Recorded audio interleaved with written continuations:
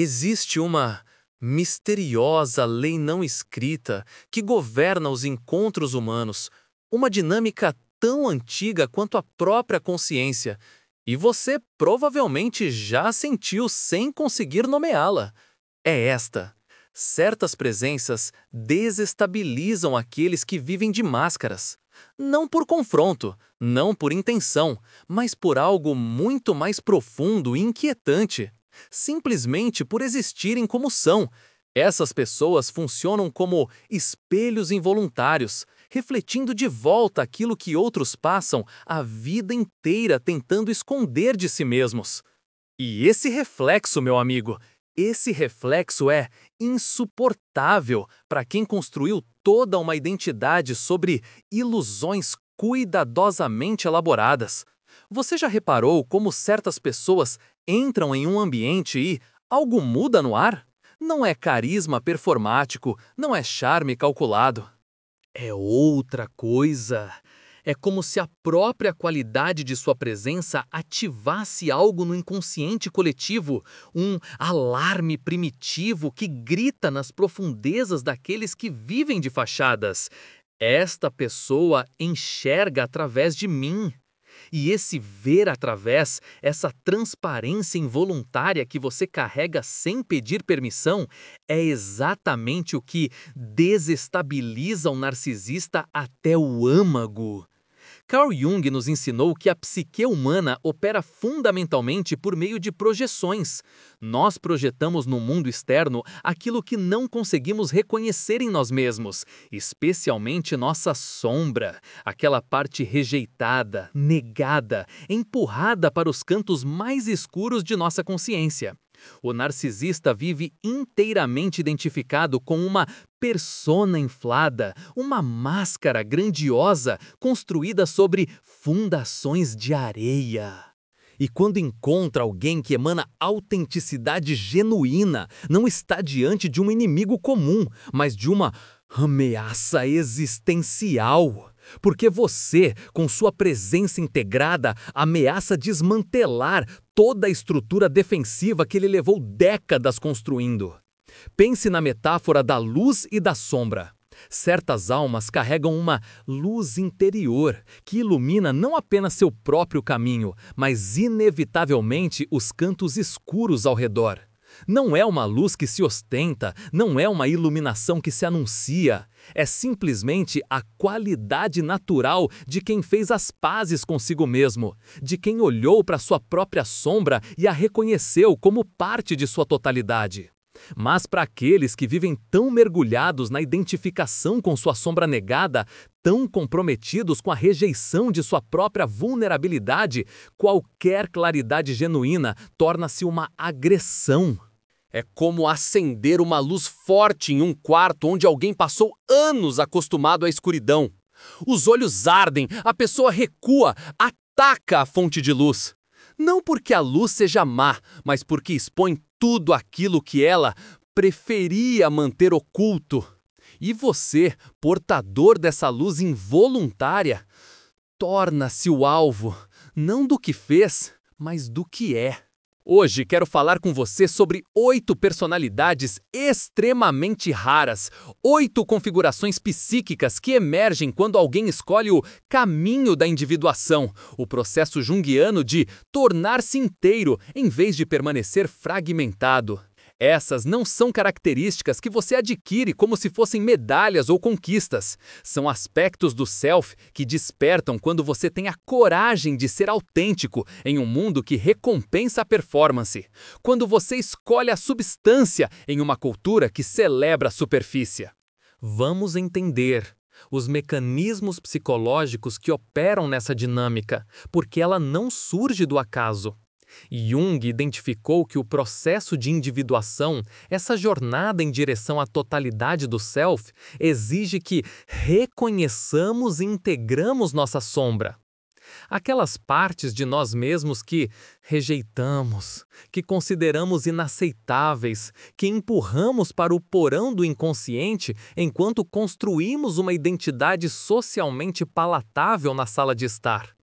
O narcisista, em termos junguianos, é alguém que interrompeu esse processo em um estágio primitivo, cristalizando-se em uma identificação total com o sarcástico rei ou da rainha inflados, sem o contrapeso da humildade, sem a corretiva da vulnerabilidade. Ele vive inteiramente na superfície de si mesmo, rejeitando qualquer profundidade que possa revelar sua fragilidade humana. E aqui está o ponto crucial. Essa rejeição não é consciente. Não é uma escolha deliberada de ser superficial. É um mecanismo de sobrevivência psíquica que se instalou tão profundamente que se tornou a própria estrutura de sua identidade. Para entender essas 8 personalidades raras que perturbam o narcisista, precisamos compreender que cada uma delas encarna aspectos do self integrado. O curador ferido transformou sua dor em sabedoria e não tem medo de suas cicatrizes. O vidente percebe além das máscaras sociais e enxerga a essência sob a performance. O espelho honesto reflete verdade sem distorção, sem o filtro da conveniência social. O guardião de limites não se curva à manipulação emocional e diz não sem carregar culpa. O silencioso observador enxerga padrões ocultos nas entrelinhas do comportamento humano. O autêntico inabalável não negocia sua essência por aceitação externa.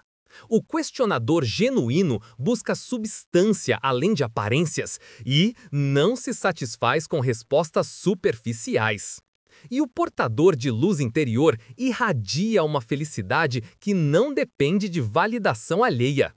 Cada uma dessas configurações representa uma ameaça alquímica ao falso self narcisista. Por quê? Porque elas operam a partir de um lugar de integração psíquica que o narcisista teme mais do que qualquer coisa.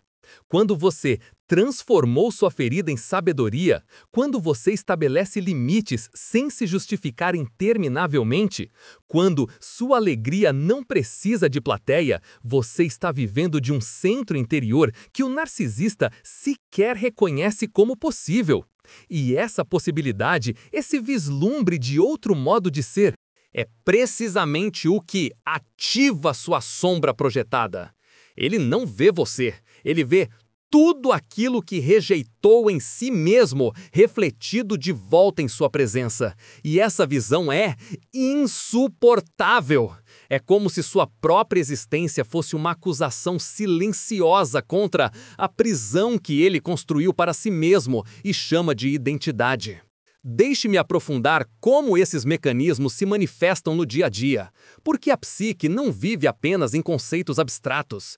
Ela pulsa em cada encontro, em cada conversa aparentemente banal, em cada silêncio carregado de significado.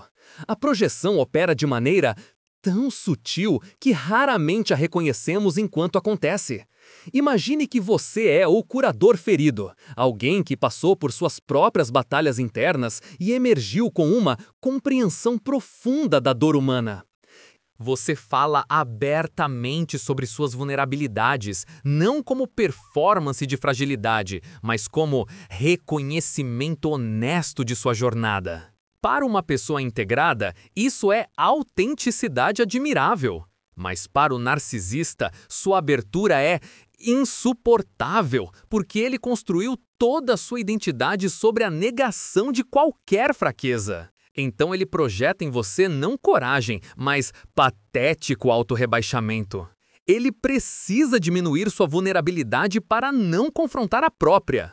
Ou considere o guardião de limites. No contexto brasileiro, onde a cordialidade muitas vezes mascara manipulações sutis, onde somos ensinados desde cedo a não desagradar, a sempre dar um jeitinho, a nunca fechar portas completamente, você aprendeu a dizer não sem culpa. Estabelece limites claros, não de forma agressiva, mas com firmeza serena que vem de conhecer seu próprio valor. Para o narcisista, isso não é autopreservação saudável. É rejeição pessoal, é abandono, é uma ferida narcísica intolerável. Porque a identidade dele depende de manter os outros em órbita ao redor de suas necessidades. Seu não é um espelho que reflete a ele mesmo que sua necessidade de controle não é amor, é fome. E tome o portador de luz interior, talvez a mais desconcertante de todas as personalidades para o narcisista. Você encontrou uma fonte de contentamento que não depende de aprovação externa, de likes nas redes sociais, de elogios constantes, de ser o centro das atenções. Você está genuinamente em paz consigo mesmo. No Brasil, onde tanto de nossa cultura gira em torno de validação social, de parecer bem-sucedido, de performar felicidade, você simplesmente é feliz sem precisar anunciar. E isso, meu amigo, isso é insuportável para quem vive inteiramente dependente do espelho externo. O narcisista projeta em você arrogância ou ingenuidade. Como você ousa estar contente sem sua aprovação? Como você ousa não precisar dele? Jung nos ensina que a individuação não é um evento, mas um processo contínuo de tornar consciente o inconsciente. E essas 8 personalidades são manifestações vivas desse processo. Cada vez que você escolhe autenticidade sobre aceitação, cada vez que você mantém seus limites diante de pressão social, cada vez que você vê através das máscaras sem apontar o dedo, você está participando dessa grande obra alquímica de transformar chumbo em ouro, de transformar a persona fragmentada em self integrado. Agora, vamos falar sobre como isso afeta você pessoalmente. Porque carregar essas qualidades não é apenas uma dádiva, é também um peso que você não pediu para carregar. Há uma sensibilidade aguçada em você, uma capacidade de perceber as correntes subterrâneas das interações humanas, aquilo que não é dito, mas que pulsa sob a superfície das conversas educadas e dos sorrisos diplomáticos. Essa percepção não foi uma escolha consciente. É como ter um sexto sentido que detecta automaticamente as incongruências entre máscara e essência, entre o que as pessoas dizem e o que realmente sentem, entre a performance social e a verdade psíquica. E no Brasil, onde aprendemos desde crianças a arte da cordialidade superficial, onde o jeitinho brasileiro muitas vezes significa dizer sim com a boca, enquanto o corpo inteiro grita não, sua sensibilidade capta essas contradições com uma clareza que às vezes você desejaria não ter. Pense na metáfora do espelho. Um espelho não tem agenda própria, não distorce intencionalmente, simplesmente reflete o que está diante dele. Você é esse espelho tarô narcisista, mas um espelho que ele nunca pediu para olhar. Quando você é o vidente que percebe além das fachadas, quando você é o silencioso observador que nota os padrões que outros ignoram, quando você é o questionador genuíno que não aceita respostas prontas e pré-fabricadas, sua própria presença se torna um reflexo incômodo. Você não precisa dizer nada, não precisa acusar, confrontar ou expor. Sua simples existência já é o espelho. E o que o narcisista vê nesse espelho? Ele vê sua própria sombra negada, olhando de volta para ele. Vê a vulnerabilidade que passou décadas escondendo. Vê a insegurança profunda sob a máscara de superioridade. Vê o vazio existencial que ele preenche com validação externa constante. Mas aqui está o paradoxo cruel. Ele não reconhece que está vendo a si mesmo. Ele acredita que está vendo você. Então projeta em você tudo aquilo que não suporta reconhecer em si mesmo. Se você é autêntico, sarcástico, ele o vê como falso. Se você é genuinamente seguro de si, sarcástico, ele o vê como arrogante. Se você estabelece limites saudáveis, sarcástico, ele o vê como egoísta. É uma inversão psíquica completa, um mundo de espelhos onde tudo aparece ao contrário. E você Carregando sua luz interior como quem carrega uma lamparina em uma caverna escura, torna-se simultaneamente guia e alvo. Há algo profundamente solitário nessa experiência. Você pode estar em uma sala cheia de pessoas e sentir-se completamente isolado. Porque enquanto todos concordam com a performance, você enxerga a estrutura por trás do palco. Enquanto todos aplaudem a fachada, você percebe as rachaduras na fundação. E essa percepção, esse dom de ver, às vezes parece mais uma maldição. Porque ver significa não poder mais fingir que não vê. Significa carregar uma consciência que nem sempre é bem-vinda. Uma clareza que muitas vezes é interpretada como julgamento, quando na verdade é apenas reconhecimento do que está ali, sempre esteve, mas que outros escolheram não enxergar. Vamos explorar agora como essa dinâmica se manifesta nas suas interações com os outros, porque é no encontro entre duas psiques que o drama arquetípico realmente se desenrola. Quando você, portador de uma dessas 8 personalidades raras, entra na órbita de um narcisista, algo fascinante e perturbador acontece. Há uma atração inicial, quase magnética. O narcisista se sente atraído por sua luz, por sua autenticidade, pela qualidade integrada de sua presença. Mas essa atração não é amor, é fome. É a fome inconsciente de absorver aquilo que ele não conseguiu desenvolver em si mesmo. Jung chamaria isso de tentativa de compensação pela unilateralidade psíquica. O narcisista vive tão identificado com sua persona inflada que busca inconscientemente nos outros aquilo que rejeitou em si mesmo. E você, com sua capacidade de sentir profundamente, de ser vulnerável, de estabelecer conexões genuínas, representa tudo aquilo que ele perdeu no caminho. Mas aqui está o giro cruel dessa dança psicológica. Assim que você começa a brilhar com sua própria luz, assim que sua autenticidade se torna evidente demais, a atração se transforma em ressentimento. O espelho honesto que inicialmente parecia refrescante, agora se torna ameaçador. O autêntico inabalável que antes era fascinante, agora é visto como inflexível ou superior. É como se houvesse um limite invisível de quanto brilho você tem permissão para emanar antes de se tornar uma ameaça. No contexto das relações brasileiras, onde tanto de nossa identidade cultural se constrói sobre a ideia de harmonia social, de não criar conflito, de manter a paz mesmo que superficial, essa dinâmica ganha contornos particularmente dolorosos.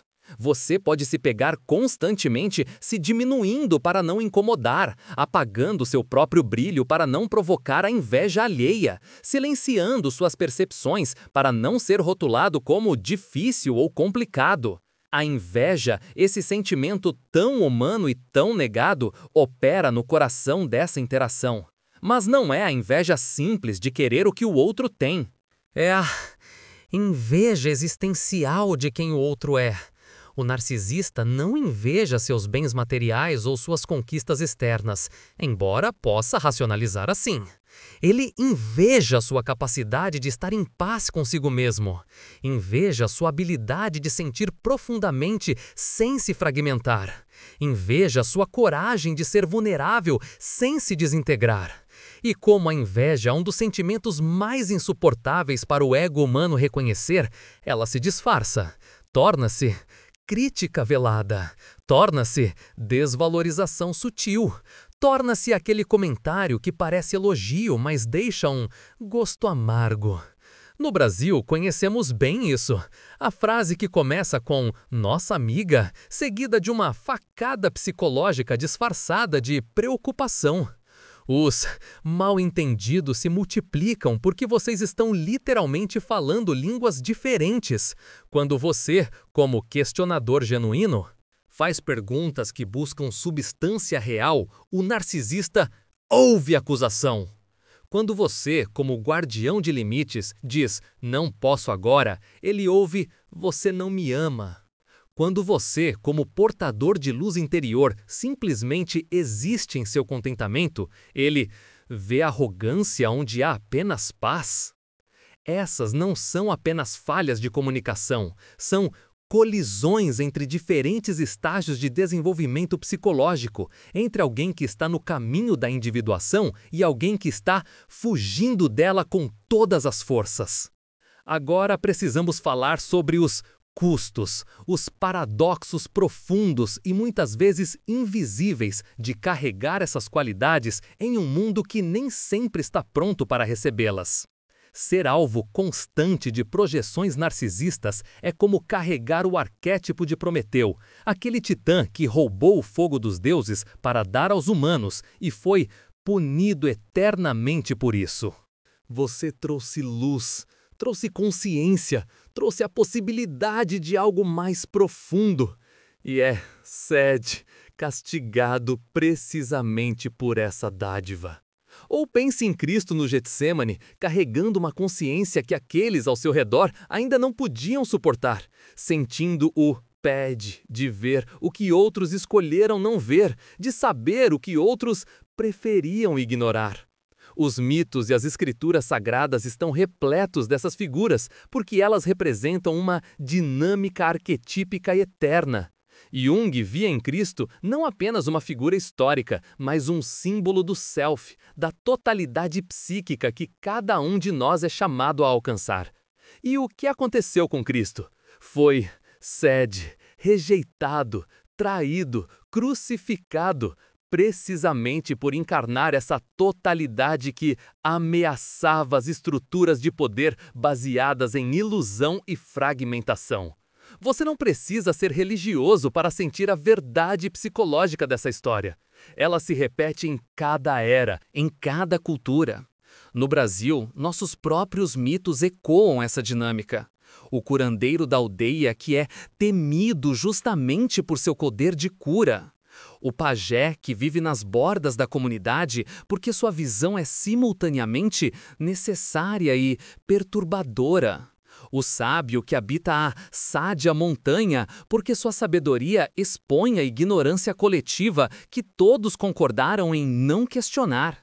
Em seus sonhos, essa experiência pode se manifestar de formas reveladoras. Você sonha que está sendo perseguido, mas não sabe exatamente por quê. Sonha que carrega um fardo pesado, enquanto outros passam leves ao seu lado. Sonha que grita em um quarto cheio de pessoas, mas ninguém parece ouvi-lo. Esses sonhos não são apenas ansiedade aleatória, são mensagens do inconsciente sobre o custo psíquico de carregar consciência em meio à inconsciência coletiva. Oh, Sade, paradoxo é cruel e preciso. Quanto mais você se torna quem realmente é, mais resistência encontra daqueles que fugiram de si mesmos. Quanto mais integrado você fica, mais os fragmentados precisam fragmentá-lo para manter suas próprias ilusões intactas.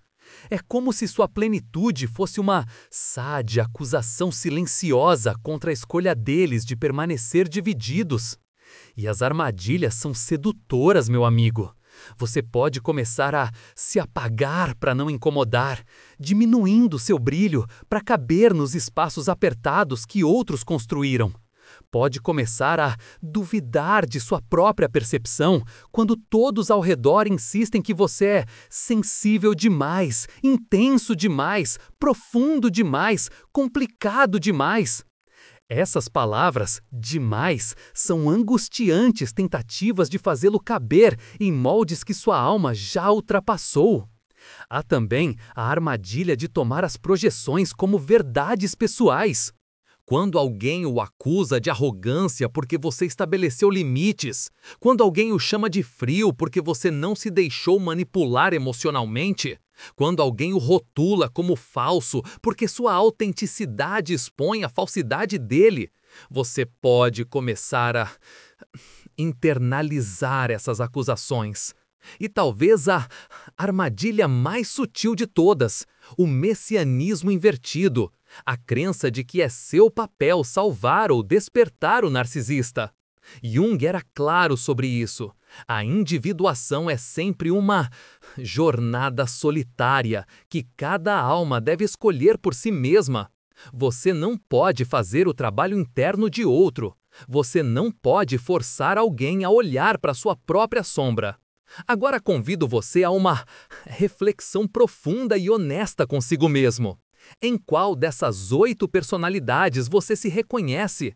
Não de forma superficial, não como um rótulo que você coleciona para se sentir especial, mas como um reconhecimento genuíno de sua própria jornada psíquica, onde em sua vida sua autenticidade provocou reações inexplicavelmente hostis, onde sua luz foi interpretada como arrogância quando você estava simplesmente sendo você mesmo, onde seus limites foram chamados de frieza quando você estava apenas se protegendo, onde sua percepção foi rotulada como paranoia quando você estava simplesmente vendo o que estava ali, claro como o dia, mas que outros preferiam não enxergar. Pense naquele momento específico, você sabe qual é. Aquele encontro que deixou você confuso por dias, se perguntando o que havia feito de errado, quando tudo o que fez foi ser honesto. Aquela amizade que azedou misteriosamente assim que você começou a estabelecer limites saudáveis.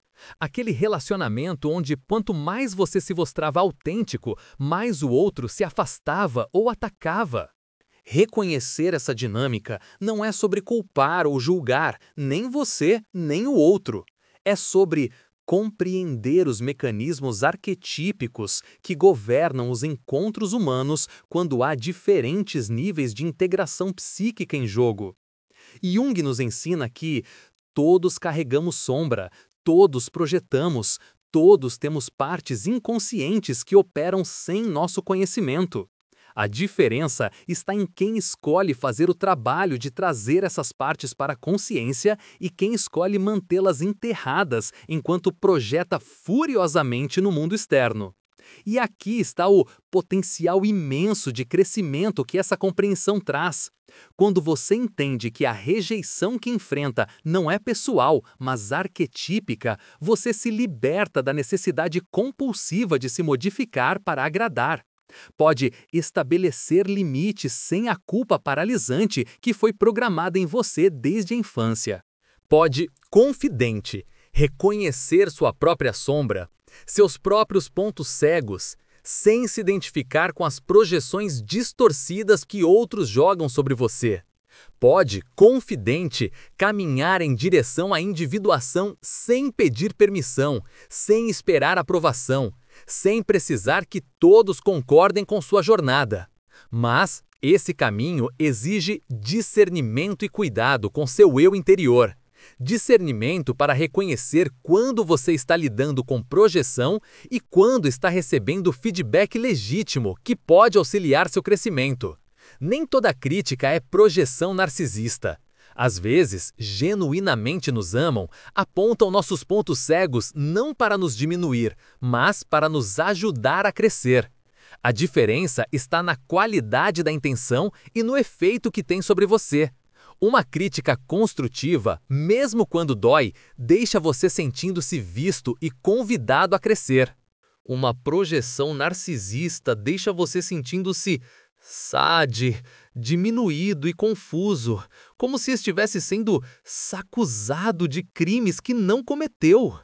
E cuidado com seu eu interior significa criar calmos espaços sagrados, onde você pode voltar a si mesmo, onde pode descansar da hipervigilância necessária ao navegar essas dinâmicas complexas. Significa cultivar relacionamentos com pessoas que também estão no caminho da individuação, que podem ver sua luz sem precisar apagá-la, que celebram sua autenticidade em vez de se sentirem ameaçadas por ela. Significa aprender que você não precisa ser compreendido por todos para ser válido, que sua jornada é sua e a aprovação do coletivo não é um pré-requisito para sua transformação. E chegamos agora ao coração pulsante dessa reflexão, ao lugar onde tudo se integra em uma compreensão mais profunda e libertadora. Essas 8 personalidades que perturbam o narcisista não são características pessoais suas. Não são falhas, não são excessos, não são problemas que você precisa consertar. São sérias manifestações arquetípicas, padrões universais que emergiram do inconsciente coletivo da humanidade ao longo de milênios. Jung dedicou sua vida a nos mostrar que os mesmos padrões, os mesmos dramas psicológicos se repetem em todas as culturas, em todas as eras, porque são sérias estruturas fundamentais da psique humana. O curador ferido aparece nos xamãs, nos santos, nos terapeutas, em todos aqueles que transformaram sua própria dor no remédio que oferecem ao mundo. O guardião de limites aparece nos guerreiros espirituais, nos monges que protegem os portais sagrados, em todos aqueles que dizem não ao caos para preservar a ordem interna. O portador de luz interior aparece nos místicos, nos sábios, em todos aqueles que encontraram uma fonte de alegria que não depende das circunstâncias externas. Quando você compreende isso verdadeiramente, algo profundo se liberta em você. A resistência que você enfrenta não é sobre você como indivíduo. É sobre o arquétipo que você está encarnando neste momento de sua jornada. É sobre a função psicológica que você está servindo no inconsciente coletivo. E essa função, meu amigo, é nada menos que ser um catalisador para o despertar. Você não precisa fazer nada grandioso, não precisa pregar, ensinar ou converter ninguém. Simplesmente por ser quem você é, por permanecer integrado em meio à fragmentação, por manter sua luz acesa quando todos ao redor preferem a escuridão familiar, você está cumprindo uma função arquetípica essencial. Você é como aquele grão de areia irritante dentro da ostra que eventualmente se transforma em pérola. Sua presença incomoda precisamente porque tem o potencial de transformar. Jung via a individuação não apenas como uma jornada pessoal, mas como um serviço ao coletivo. Cada pessoa que faz o trabalho de integrar sua sombra, de tornar consciente o inconsciente, de caminhar em direção à totalidade do self, está fazendo um trabalho que beneficia toda a humanidade. Porque o inconsciente coletivo é, como o nome sugere, coletivo. Quando você se cura, quando você se integra, quando você se torna mais consciente, você não apenas muda sua própria vida, você altera sutilmente o campo psíquico que todos compartilhamos. É como jogar uma pedra em um lago. As ondas se espalham para muito além do ponto de impacto. Então sim, haverá resistência. Sim, haverá aqueles que prefeririam que você permanecesse pequeno, fragmentado, inconsciente como eles. Sim, haverá momentos em que você se sentirá profundamente solitário nessa jornada, como se estivesse falando uma língua que ninguém ao seu redor compreende. Mas entenda isto. Essa resistência não é sinal de que você está fazendo algo errado. É sinal de que você está fazendo algo profundamente certo. É sinal de que você está tocando em algo real, em algo que ameaça as estruturas defensivas que mantêm as pessoas aprisionadas em suas próprias ilusões. A resistência é, paradoxalmente, uma confirmação de seu impacto. Se você não estivesse afetando nada, ninguém se importaria. Se sua luz não estivesse iluminando nada, ninguém tentaria apagá-la. Mas você está iluminando, você está afetando, você está servindo como espelho, como catalisador, como portador de uma possibilidade que outros ainda não estão prontos para abraçar, mas que, em algum nível profundo, reconhecem como verdadeira. E essa é sua maior contribuição. Não convencer ninguém, não forçar ninguém a ver, mas simplesmente permanecer fiel à sua própria jornada de individuação.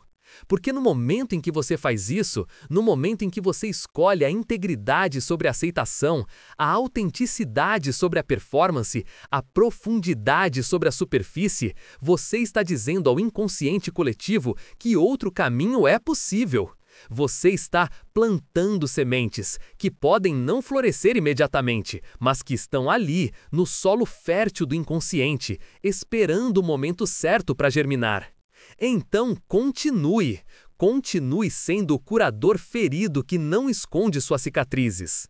Continue sendo o guardião de limites que não cede à culpa manipulativa. Continue sendo portador de luz interior cuja alegria não depende de aplausos. Continue sendo todas essas personalidades raras que o mundo precisa desesperadamente, mesmo quando o mundo ainda não sabe que precisa. Porque você não está fazendo isso sozinho. Você está conectado a uma linhagem arquetípica que atravessa toda a história humana. Todos aqueles que escolheram a coragem da consciência sobre o conforto da inconsciência.